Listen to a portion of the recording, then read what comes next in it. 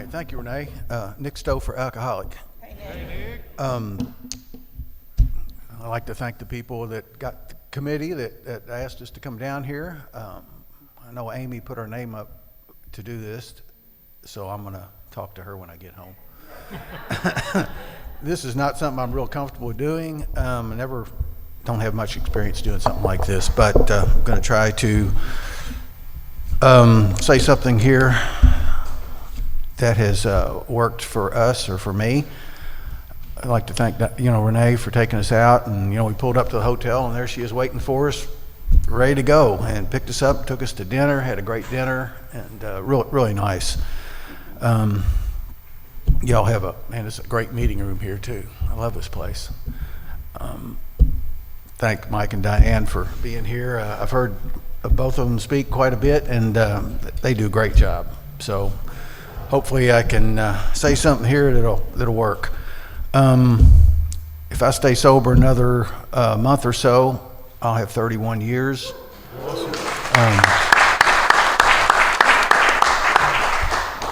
Thank you, December 5th, 93. So I got a pretty good chance of that, doing stuff like this. And like I said, this is not something I really like doing, but I was taught to say yes, and I ain't much on speaking in just regular meetings really, but they told me to say yes, so that's what I'm doing, and it's good to be here. We come down the Roundup every year. Sally and I met at the Roundup in '97, and we've been coming back ever since. Of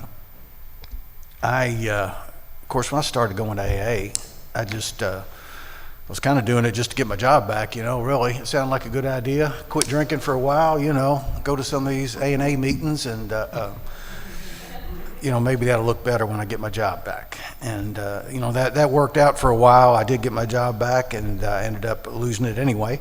But AA called on. Thank God it did, man. I mean, it's hard to tell a new person that this is going to be the best thing in your life. And your best days are ahead of you, and what do you know when you first come in? And that's the way it's worked for me.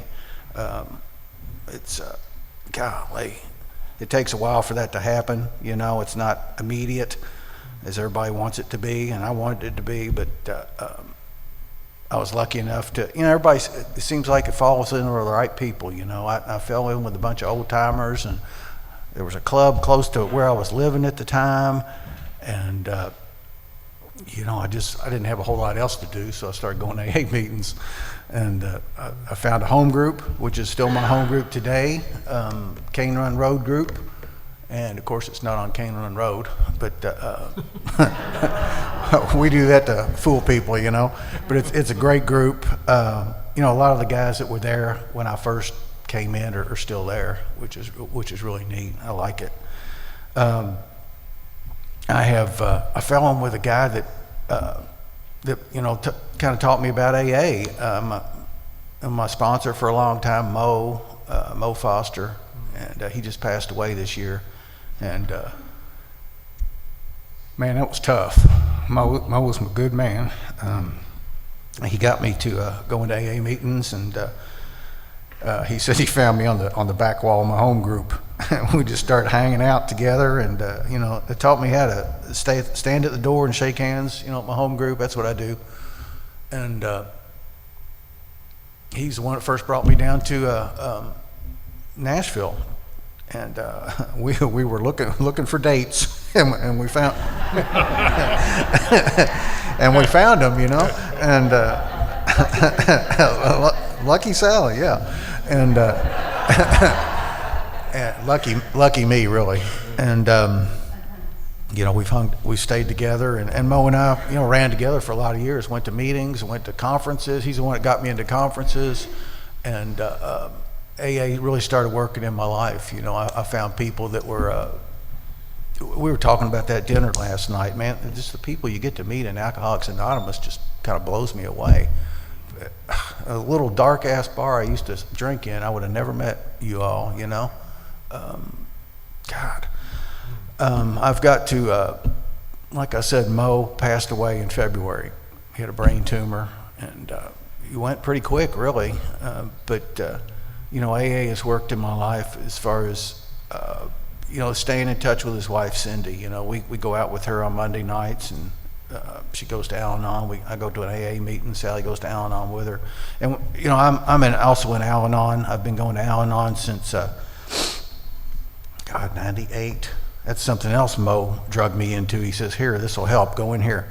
And Al-Anon has been great for me. We've got a men's group in Louisville, and last week there's 58 men there in Al-Anon. It blows me away. And a lot of those guys have been there, as long as I have. And there's a lot of new people, a lot of new guys, and it's really really worked in my life just as much as Alcoholics Anonymous, really. But yeah, we try to be there for Cindy. I've got a great sponsor, Bob Hagan is my sponsor nowadays, and he got sober in '79, and he shows me how to do things, and I'm able to call him nowadays, and that's something I never had before. For Alcoholics Anonymous, somebody to call and talk to, and give me some show me what he and he just shows me really what he does, and go to his home group. I've got about 3 guys I sponsor. Hell, 2 of those guys got more time than I do, but one guy, he was away from Alcoholics Anonymous for a while, and he's starting to come back, and he's starting to get into meetings. So he's kind of following me around, and he's got probably 35 years and doing things that I do, and that's how I learned, doing things that other people did. AA really worked in my life. My mom got to see me sober for a while. She passed away in 2000, but she got to see me sober for 7 years, and I got to go through the steps and make some amends to her. I've got a sister, but she's older than I am. So when I was growing up, my mom caught all my bad behavior, and man, it was really nice to be able to, get, I don't want to say get even, but make amends to my mom and be there for her, and something I would have never done, except for working the steps and going through the program. And talk about working the steps, I'm right in the middle of a step group again.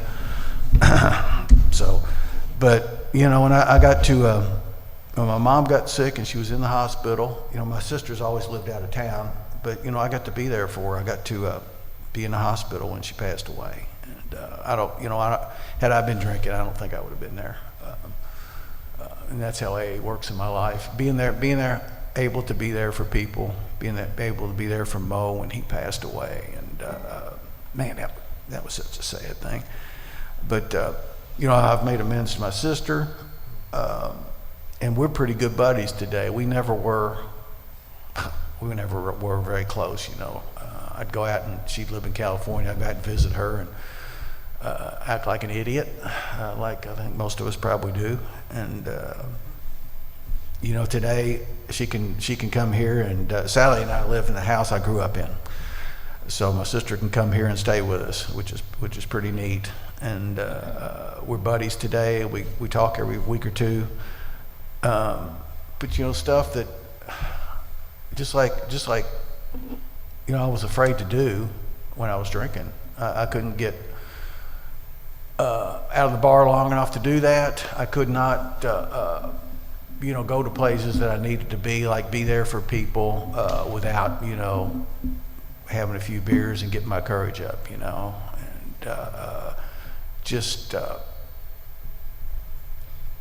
it's just so different today,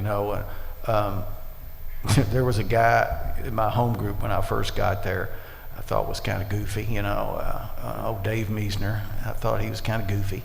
He'd get into service work, and he was our GSR for a while, and he'd go to conventions and bring all these flyers back and do all his stuff, put all his stuff out for our meeting, and he'd sit over there by it, and that's pretty much what I do now. I'm the goofy guy. Thank God, I'm GSR for my home group, and man, I love going to those area meetings. I know people all over Kentucky, and y'all's delegate just spoke at our area meeting a couple weeks ago, Jimmy.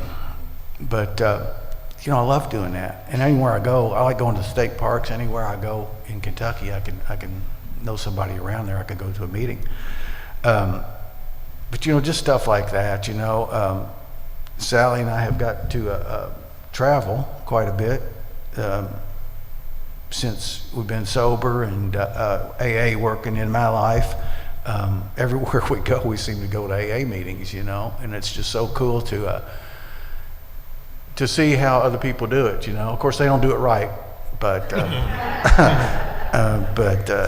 it's always cool to go to other meetings in different places and see how they do it. And we've been to some meetings on beaches, and we were in a place a while back, and they've got a clubhouse in the arches of the bridge.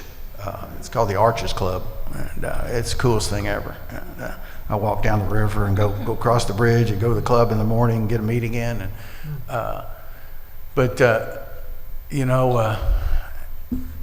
who would have ever thought that AA would be that important? And I hear people. I don't know. Just to me, it is anyway, because I hear people go on vacation and this and that. And I said, "Would you go to a meeting while you were there?" And oh no, we were busy. I wouldn't get to do all that stuff without Alcoholics Anonymous. Alcoholics Anonymous has given me a life today that just seemed unreachable to me. I'd never be able to do the things I was doing, and I was lucky enough when I was drinking that I had a decent job. They put up with me long enough where I did get to retire from there, but a lot of people don't get that. I was just very fortunate they put up with me that long. I had to go back when I was sober and take a job that I really didn't think that wasn't me. That wasn't my kind of job. That's a little bit beneath me, and it turned out to be a great job. And I did it for 8 months and got to retire. And AA kind of taught me how to do that. Being humble. I always had to. I didn't want to be humble about anything. Try to be cocky about things, but a couple of things I do in AA, I guess. I've gotten to, I go to the jail every other week in Louisville, downtown jail. A guy asked me to come down there and help him out about 15 years ago, and I don't know where he went, and I'm still there.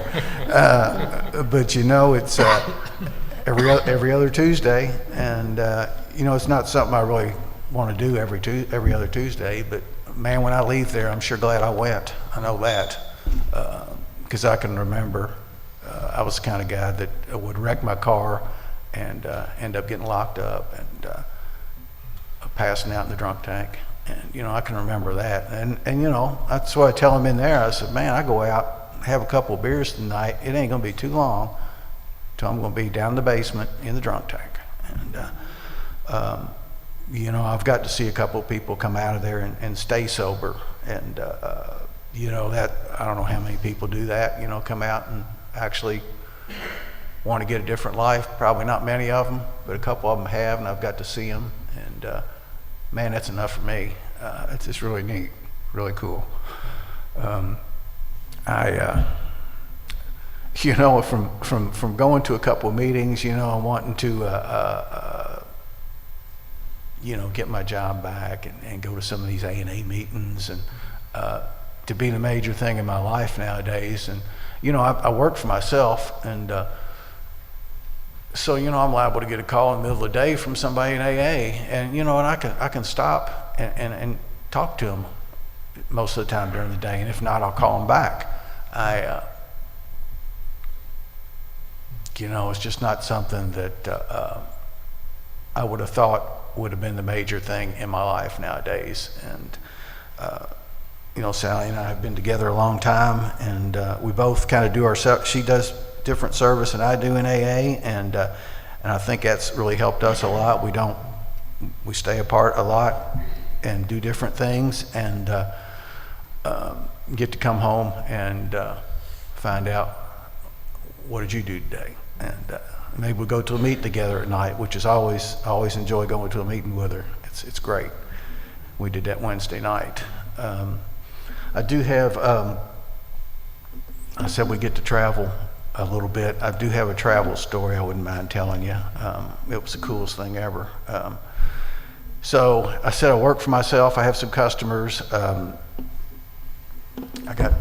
This one guy, I always talked to him when I went over there, and he didn't know I was in AA or anything. But I talked to him when I go over there, and we talk about where he went and did this and that. And he told me about this trip he was going to take, and it was to Morocco. And I said, well, hell, when am I going to get a chance to do that again? I said, well, Sally probably want to go there. And, no, wrong. She didn't want to go. Nope. And it turns out his partner didn't want to go either. And so I ended up going with this guy. And there's about 15 of us from Louisville. We had a kind of a tour leader that took us there. And, I called GSO before we went, and meetings and this and that. And it was different French speaking, and maybe here, maybe there. Had some phone numbers, and none of that worked out. But so I went there, and there's 15 of us. And I noticed, everybody's drinking wine at dinner, and we all ate together. And I noticed there was a couple of guys there, they're both with their wives, and they weren't drinking. And a couple, 3 days into this thing, I come up to one of them, and pretty much everybody was from Louisville. I pulled out my token, and I said, do y'all know anything about these things? He said, well, yeah, heck yeah, we do. And it turns out these two guys, two brothers, were in AA longer than me in Louisville, Kentucky, different part of town, and here they were in Morocco. And I'm like, that's not a God thing. And so me and one of them, we got to have a meeting, knee to knee, out in the desert one night. And man, it was the coolest thing ever. And if that's not God doing for me what I can't do for myself, I don't know what is. And I thank you all for listening, and thank you all for having me here. And hopefully I said something that's worthwhile. I'm Nick, and I'm an alcoholic.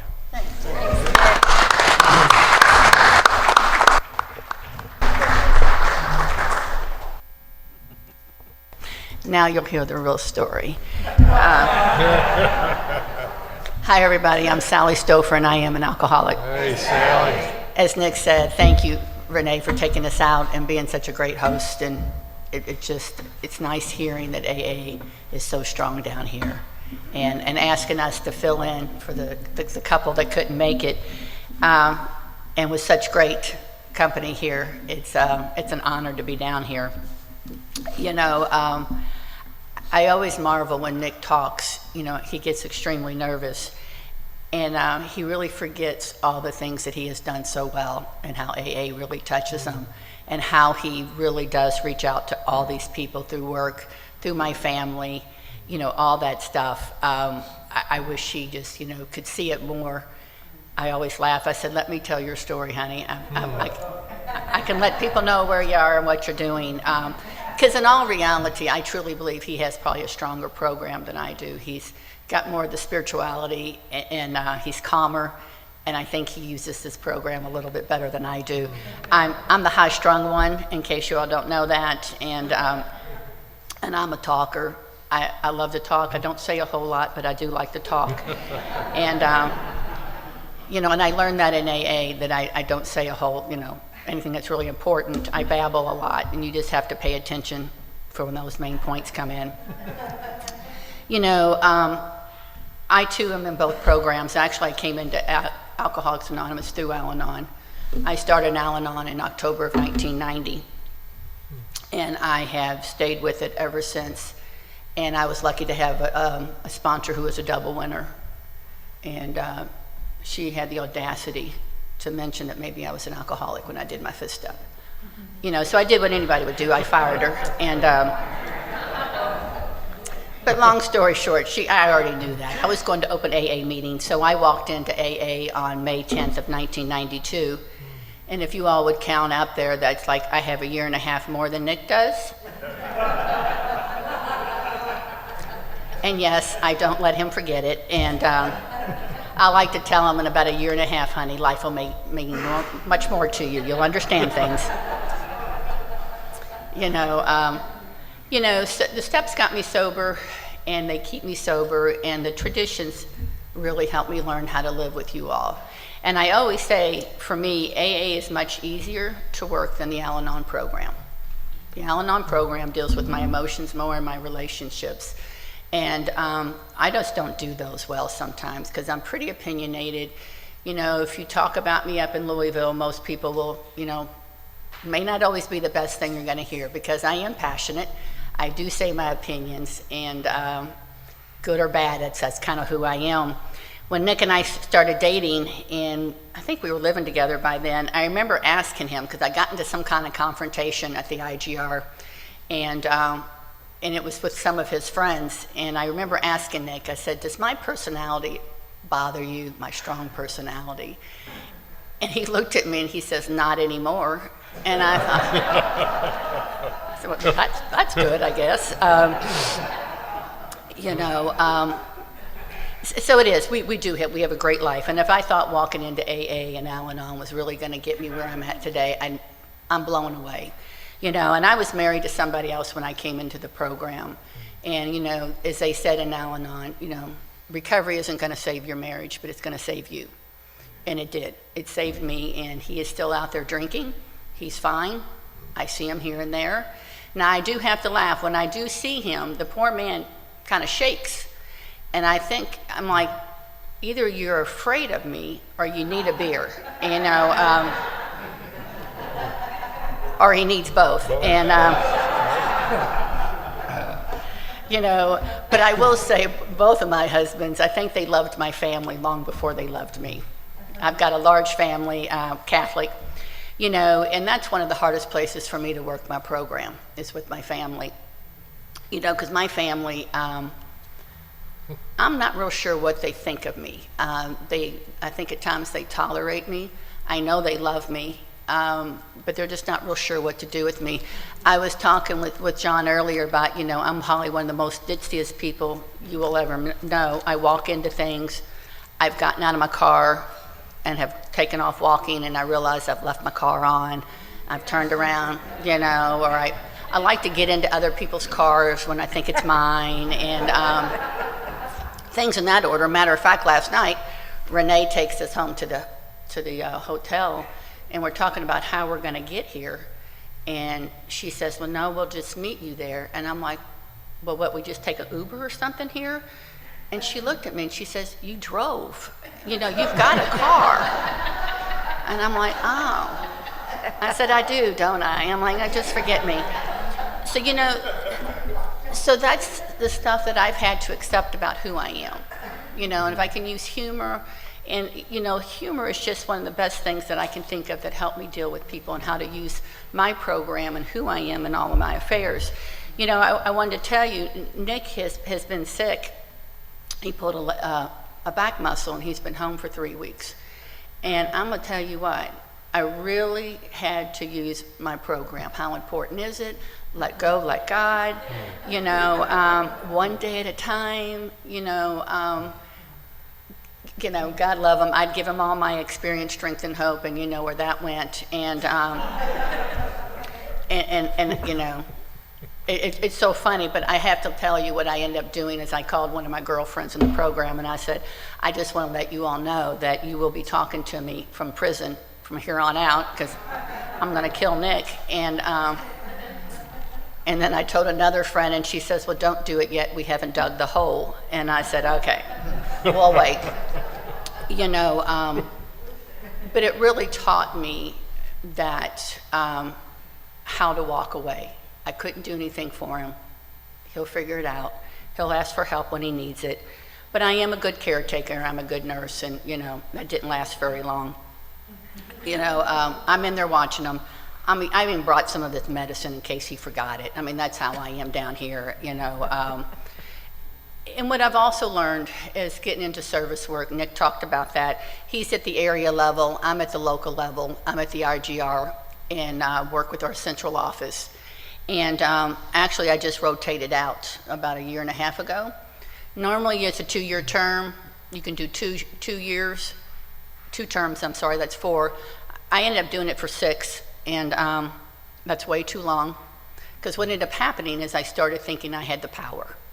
So I was no longer using the concepts or the traditions, you know, I was using, you know, myself. And, you know, and what I've learned through the program is I can make amends. And I have 2 people who I need to make amends to, at least 2, probably more. And what a freeing thing I get to do when I make amends. You know, I get to tell them what I did wrong. And I don't have to put the focus on them. You know, and there have been people in this program and people in my life that I would tell you I was never going to make amends to, ever. And somehow, some way, going through the steps, doing what you all have taught me to do, that I meet them and I end up making amends. You know, and from that point on, I can hold my head up higher. I'm not embarrassed to see these people. Now, I will tell you, it takes me a while. I had a business partner, and it took me 10 years before I could make amends to her. You know, and if I really start thinking about it, it'll rile me up all over again. And, you know, but that's one of the things that I didn't do. What I know how to do in the program is to take care of myself, to use the traditions. You know, in this business dealing I had with her, and because I should have left that business many years prior, because what it ended up doing is it put me in a financial debt, and that was something I had never dealt with, and how to deal with the IRS, how to deal with your creditors, and you know, I had gotten such bad credit that I went to Target and tried to write a check, and they wouldn't accept it. And I remember thinking, just don't cry in public, just get to your car. You know, and that's, for me, that's how low it felt. You know, my credit had been destroyed. But from you all taught me that I can still be okay. And I finally built my credit back up, you know, and I have, you know, credit cards always want me to take, you know, companies want me to take out their credit cards. And I have to laugh at that, you know, 9 or 10 years ago, I couldn't even get one, you know. But the other thing that helped is making amends. I made amends to my mom. She was one of my, we were talking about that. My mom passed away 7 years ago, and she had 21 years of sobriety when she passed away. You know, and I got to be her main caregiver. But prior to that, I made amends to my mom. And I have to laugh, because when I made amends to my mom, her first statement was to me was, I hope you don't think I'm going to make amends to you, because I've done nothing wrong. And I sat there and I thought, oh, Mom, if you only knew. And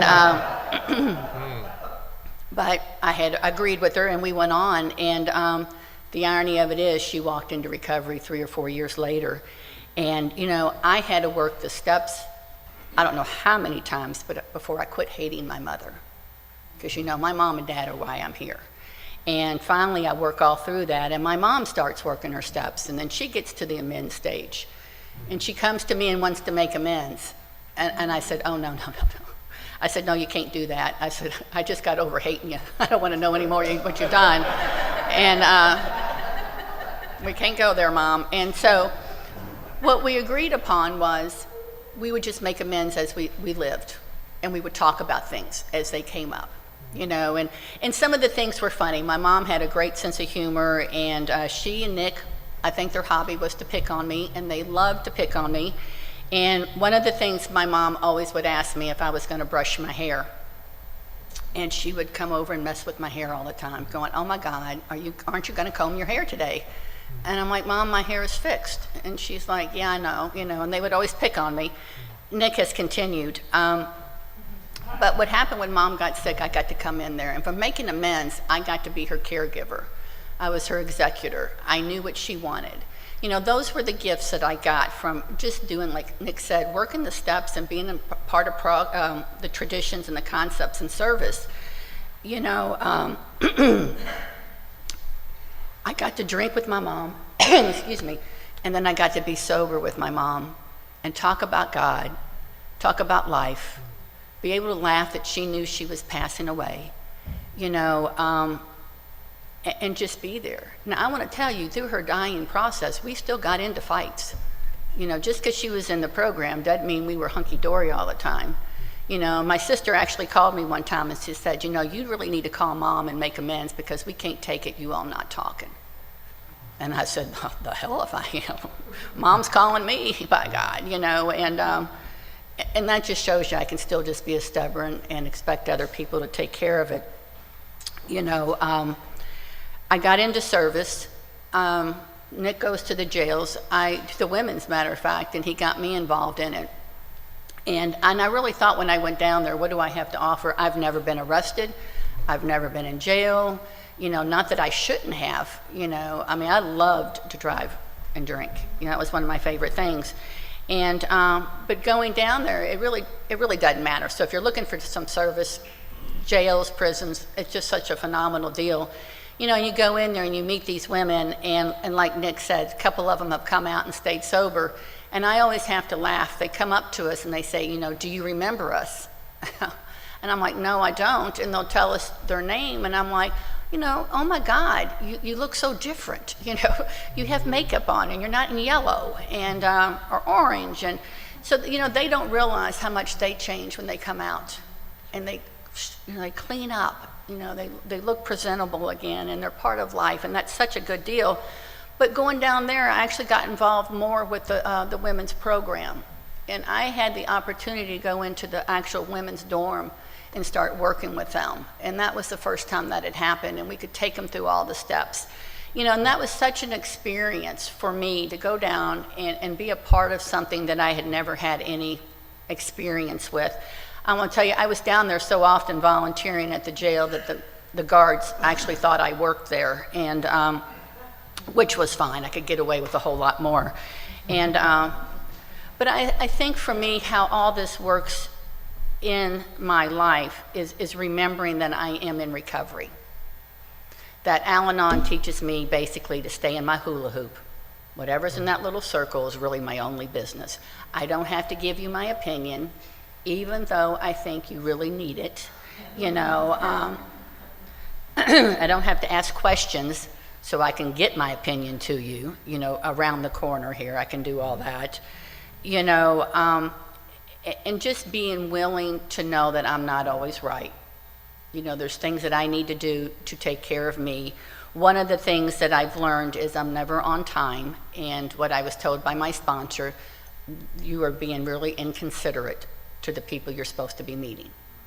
And I said, well, that's not what I'm trying to do. I just like to get a lot of things done, and I get up late, and I have to get it all done before I walk out. And you don't. So the thing that my sponsor told me, and she says, have you ever thought of like getting up earlier? No. That ain't gonna happen. I'm just not an early morning riser. But I really do try to do those things that people are teaching me how to do things differently. And like you know, it really is inconsiderate not to be caring of other people's time. You know, one example I had of that is when I was going through school, I would never get there in time to get my seat that I wanted. So I would ask my classmates, I said, hey, would you save my seat for me? So when I show up late, it'll be here. And one day I showed up and they didn't save my chair. And I was pissed. And I went home and I called my sponsor. And by the way, don't call your sponsor if you want a good answer that's going to support you. And she was not impressed that I was upset, and she gave me that idea. She goes, why don't you go, have you ever thought about arriving at school on time, you know, a little early, and get your seat yourself? And I thought, well, what a concept. And I did. I started getting to school a little early, and I got my seat. And I thought, how simple is that solution that kept me being able to work with my classmates and my teachers, because I got there on time and got my seat. Because I'm the kind of person is if you're in my seat, you know, I'm going to be pissed, and my whole day is ruined. You know, and that's because I'm territorial. I don't know about you all. And one of the things I'm really territorial is where I sit at my home group. I sit at the same seat, and I don't know about you all, and no matter what meeting I go to, I sit in the seat, and then the next time I come, I'm sitting in that seat again. That's my seat now. And You all understand. Well, in my home group, I had my seat, and I came in one night, and there was somebody sitting in it. I didn't know you weren't supposed to do this, but I asked them to move. And they did. And but those were things, that I realized I'm a territorial individual. I want things certain ways, And how do I use what you all have taught me, how to deal with people? I've gotten into more confrontations in my home group, in service work, and I think the one thing that gets me into confrontation is I feel like I'm not expressing what I'm wanting to get out. And what you all have taught me is to bring the literature. They can't argue with literature. They can argue with me. And then I feel like sometimes I'm still not listened to. And then I have to learn to be okay with that. I can't change people. And I have to be okay with what the group conscience says. And that can be very, very difficult. Matter of fact, in that, the service work is where I've learned the most about myself. And of course, my family. And, but service work is where I really love. I love giving back. And, but realizing that I don't know everything that's correct. I don't know all the answers. And reasoning out with people. Those are things that have really helped me deal with life and how to do those things. And so service work has given me that ability to be able to look at myself. We were talking about not taking yourself so seriously. And I take myself very seriously. I take my opinions very seriously. I take everything I do very seriously. And if you laugh at me at the wrong time, that will affect me. And then, of course, I have to do a 4-step on you all. And then, and work through it. But all those things, working with service really helps me to work with my family the most, and with Nick. Nick says we're two single people who are married. We are blessed to be able to do what we both do and come together and be and work well together in our programs. Matter of fact, we don't work well together at all, because he comes at things totally different than I do. And he's much more calmer. I am the passionate one. And he always tells me, settle down, calm down. And I look at him and I tell him, well, if you had some emotions about this, I wouldn't have to have so many. So I can turn anything onto somebody else and take it away from me. But that's probably one of the things that I think recovery has helped me most is dealing with my family, accepting who they are, and how to be with them, because I always thought my family didn't love me unconditionally. And I had to stop and think, do I love them unconditionally? And sometimes yes, sometimes no. And I've learned that the family doesn't come to me when there's issues with alcoholism affecting our family. They're glad I'm in recovery, and I don't think they really understand it, but they don't need it.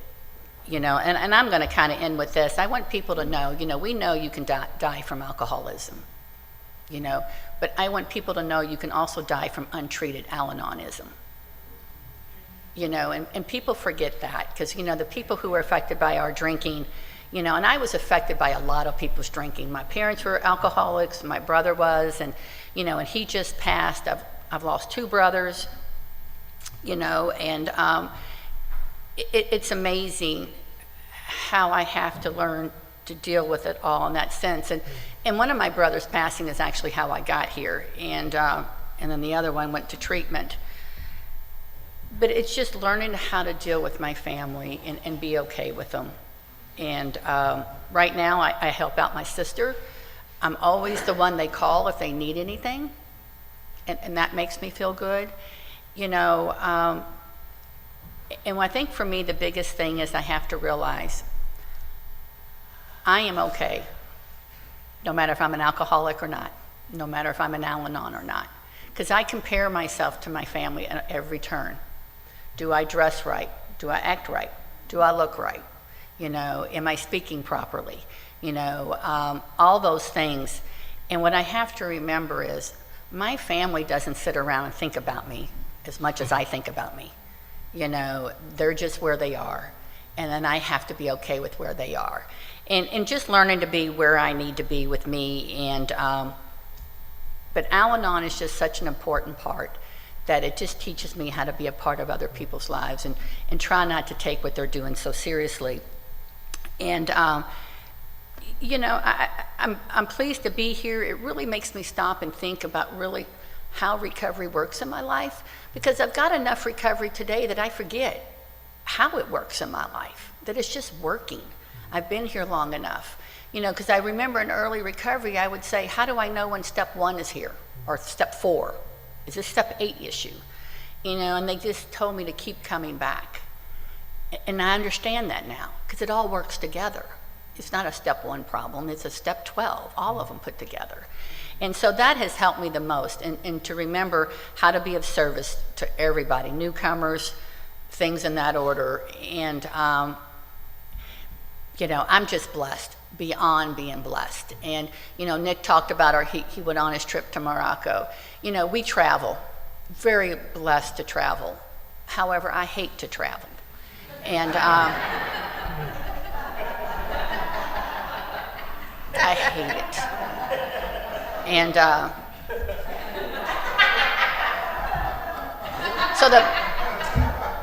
so the best I have learned to do for Nick is not bitch the whole time we're gone. You know, and I don't succeed in that often. But what we have learned is that Nick and I don't spend a lot of time together on a daily basis. And so when we're on vacation, we're together. And we've learned we can do 3 days together. Maybe 2. And we both, we know we need a break. And he'll go his way, I'll go my way. And then we come back. And we've taken a breath. And that took about 5 years for us to learn how to do that. Because our first vacation, we came home and we didn't speak for 6 months after that. Needless to say, we had broken up. And so those are things that we've learned from you all, how to deal with it. And we are blessed. You know, being married to Nick, it has what? Been an adventure. And we have been together 27 years. We've only been married 15. And it took me 12 years to convince him he needed to marry me. And how long did it take me to get you to ask me out? So, you know, Nick's not the brightest person when we got met. I had to stalk him for a while before he asked me out. And old habits always come in handy sometimes. But seriously, the recovery is what saves me. It allows me to be me, allows me to make my mistakes, allows me to make my amends, and to be okay with where I'm at. And today's a good day. Check on me tomorrow. Who knows what may happen? And that's just it. I'm really blessed. Thank you all for being here. It's such a neat thing to see people show up for workshops, because most people don't. And this is a morning one, and that's even more impressive. And because we put on workshops all the time, and it gets difficult when people don't want to participate. So I thank you all. Thank you for being here. Thank you for my life, and thank you for allowing us to be up here and share our experience, strength, and hope. I'm Sally, alcoholic.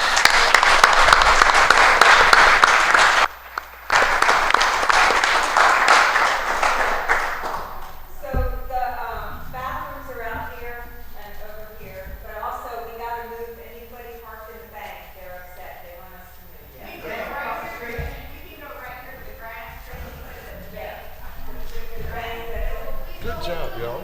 Thank you. Perfect. It's over. It's over. My headache has left. I'm okay now. Yeah, that's fine.